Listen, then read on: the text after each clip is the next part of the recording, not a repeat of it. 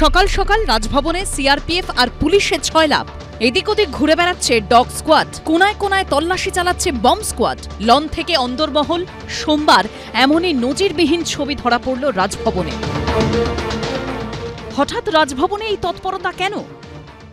The present combing of the Raj Bhavan has been necessitated by certain inflammatory and baseless comments made by one of the honorable members of parliament. CC's wife must be above suspicion. Public have a right to know the truth. বিতর্কের সূত্রপাত তৃণমূল সাংসদ কল্যাণ বন্দ্যোপাধ্যায়ের এই বিস্ফোরক অভিযোগ ঘিরে। রাজভবনে বসে ক্রিমিনালদের রাখছেন আর সবাইকে একটা করে বন্দুক দিচ্ছেন আর বোমা দিচ্ছেন, মেরে এসো তৃণমূলের লোকেদের। এই মারাত্মক অভিযোগের পরই তৃণমূলের সঙ্গে রাজ্যপালের সংঘাত নতুন মাত্রা পেয়েছে। একেবারে সম্মুখ সমরে বোস বনাম বন্দ্যোপাধ্যায়। সত্য সামনে আনতে রবিবার ভোর থেকেই জনসাধারণের জন্য রাজভবনের দরজা খোলা রেখেছিলেন রাজ্যপাল। আর সোমবার একেবারে সিআরপিএফ, বম্ব স্কোয়াড, ডগ স্কোয়াডকে ডেকে এনে রাজভবনে তল্লাশি অভিযান চালালেন তিনি। সকাল সকাল যে ছবি তোলপাড় ফেলে দিল রাজ্য রাজনীতিতে। শিলিগুড়ি সফর কাটছাট করে এদিন কলকাতায় ফিরে আসেন সিভি আনন্দ বোস। তল্লাশির মাঝেই তৃণমূল সাংসদের উদ্দেশ্যে আইনি পদক্ষেপের হুঁশিয়ারি ছুড়ে দিলেন রাজ্যপাল। I want to establish the truth because CC's wife must be above suspicion. করুক না, ও নিজে পুলিশ কি করবে? আমাকে জেলে ঢুকিয়ে দেবে? ঢোকা।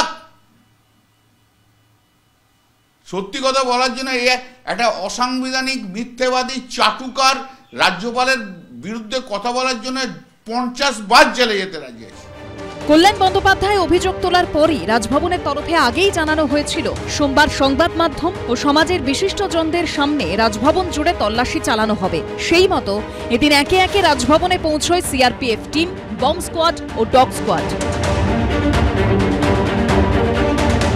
রাজভবন থেকে একে একে যারা কর্মীরা রয়েছেন, বিভিন্ন পদাধিকারীরা রয়েছেন, তারা বেরিয়ে আসতে শুরু করলেন এবং রাজভবনের ভেতরে মক ড্রিল হবে এই কথা তাদেরকে জানানো হয়েছে বলছেন তারা।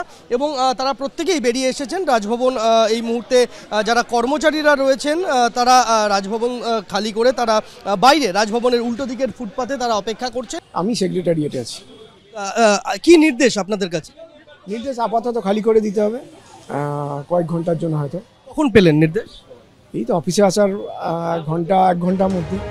কোন কোন কর্মী জানান তাদের প্রায় 2 থেকে 3 ঘন্টার জন্য রাজভবনের বাইরে থাকতে বলা হয়েছিল। কতক্ষণের জন্য বাইরে আসতে বললো? আমাদের 2 ঘন্টা কি 3 ঘন্টার জন্য বলেছে। আচ্ছা, সেটা কবে জানতে পারলেন? আজকেই সকালবেলা 11টা সাড়ে 11টার সময়। আপনি কোথায় কাজ করেন? আমি সেক্রেটারিয়েট অফিসেই আছি। প্রায় 1.5 ঘন্টা ধরে চলেছে তল্লাশি। রুমা পাল, অরিত্রিক ভট্টাচার্য ও সন্দীপ সরকারের রিপোর্ট, এবিপি আনন্দ। সপ্তমে পৌঁছেছে কল্যাণ বন্দ্যোপাধ্যায় বনাম রাজ্যপালের সংঘাত, যার জেরে সোমবার নজিরবিহীন দৃশ্য ধরা পড়ল রাজভবনে।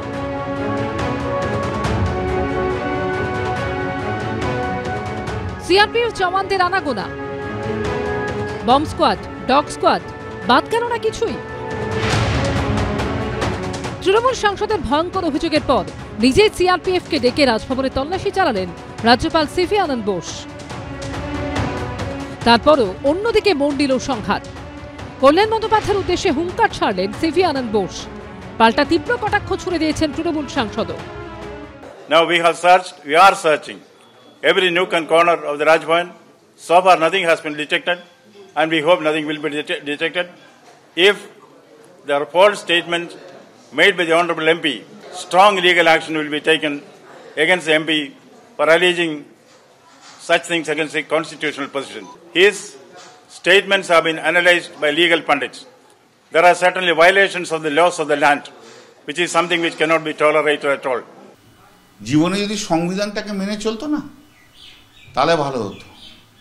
ও যদি যখন সমালোচনা হয়েছে ও যদি ডেকে বলতো কোনখানটা আমার ভুল হয়েছে আপনারা বলে দিন, তখন আমরা বলে দিলে ওর উন্নতি হতো। সংবিধান মানেনি, বিজেপি চামচাগিরি করে গেছে। রাজ্যপাল বনাম তৃণমূল সাংসদের এই সংঘাতে চড়ছে রাজনীতির পারদ। কল্যাণ ব্যানার্জি মাননীয় সাংসদ, আমাদের সিনিয়র লিডার এবং দক্ষ আইনজীবী, তিনি কিছু অভিযোগ করেছেন। আমি সে বিষয়ে কোনো মন্তব্য করব না, কারণ ওটা কল্যাণ বন্দ্যোপাধ্যায় তার সূত্রে তিনি যা পেয়েছেন এবং তার বক্তব্য, সেটা যথেষ্ট গুরুত্ব দিয়ে বিবেচনা করা উচিত।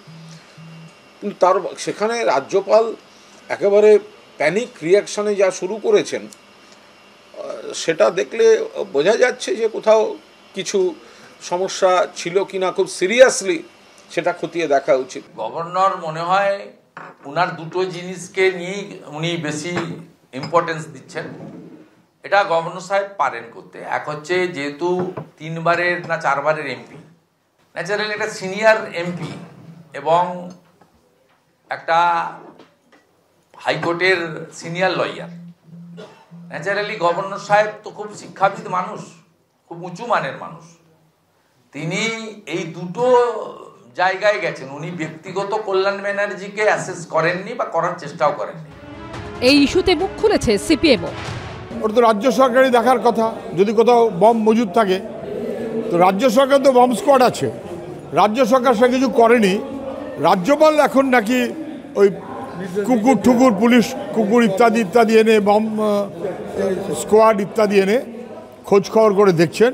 যদি খুঁজে পাওয়া যায় তাহলে রাজ্যপালকে জেলে যেতে হবে, আর যদি খুঁজে না পাওয়া যায় তাহলে কল্যাণ বন্দ্যোপাধ্যায়কে জেলে যেতে হবে। আসলে এরা দুজনে এরা লড়াই নাটক ভাব দেখাচ্ছেন, শেষ পর্যন্ত কিন্তু এক গোয়ালেই সবাইকে হাজির হবে। সব মিলিয়ে রাজভবনকে কেন্দ্র করে যেন রাজনীতির ঘনঘটা। উজ্জ্বল মুখোপাধ্যায়, বিজেন্দ্র সিংহ ও সমীরণ পালের রিপোর্ট, এবিপি আনন্দ।